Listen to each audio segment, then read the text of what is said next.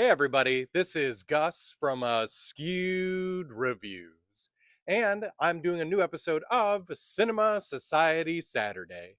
Now, if you don't know what that is, that's where a group of us who absolutely love horror movies have all come together. Each week we are randomly given a theme. We then partner up, give our partner a movie that fits within the theme, and then we review that film for you. So the theme for this week was What the Fuck Horror.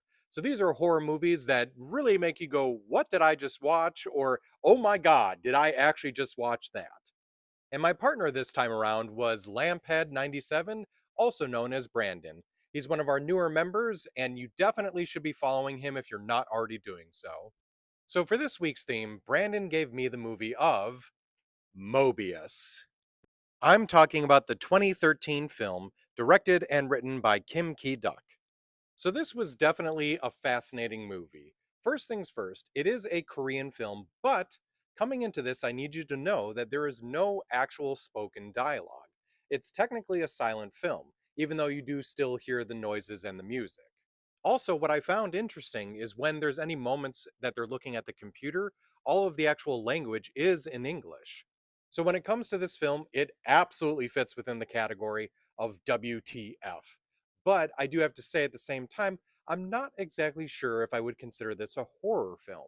There's absolutely horrific moments, but it does feel a little bit more like a drama. But I do see how it could be considered a horror. Now, also, I definitely want to give some trigger warnings with this film. There is SA, there is abuse, there is genital mutilation, and there's even some incest.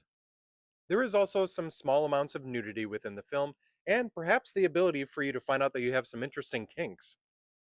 So let me tell you about the concept for this. We have a father, mother, and son that all live together. Now, the father, he has no issues throwing around the fact that he's basically cheating very openly on his wife.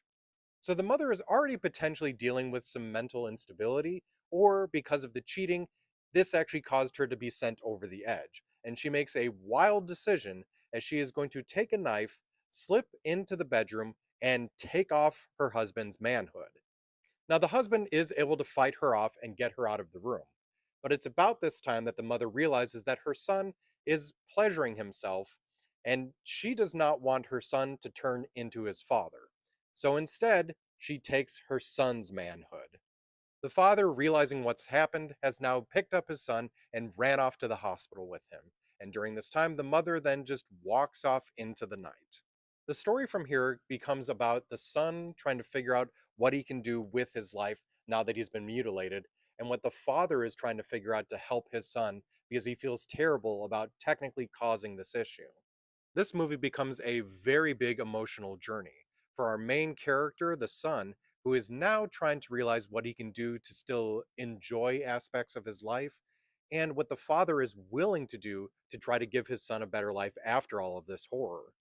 I won't say much more than that because this becomes a wild roller coaster of ups and downs throughout this story. That it is definitely worth seeing, but do be prepared. It is definitely a what the fuck movie.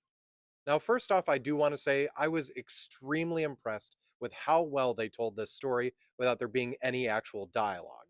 At the same time, though, I got a little bit more annoyed when it got closer to the end because it started to feel more like someone's search history for adult films that I don't know. It just felt like it strayed a bit from the actual story and became something really weird, but maybe I just wasn't getting it.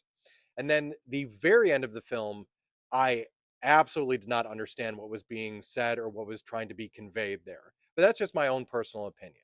So for me on my scale, it was very close to being a 2, but I am going to give this one a 3 out of 5. Now, if you'd like to check it out for yourself, it's currently streaming for free on Tubi and Plex.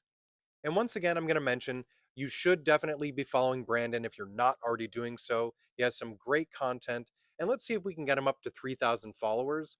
Additionally, another great reason to follow Brandon is so you can watch the movie that I gave him to review, which was the 1999 film The Item, to which I am very sorry I gave this one to you, Brandon. This is normally a movie that I thrust upon someone when I want them to watch something just so very bad that it's almost good. I hope you enjoyed this episode of Cinema Society Saturday. And if you'd like to see what everyone else in CSS did for their videos, all you have to do is look up the hashtag Cinema Society Saturday.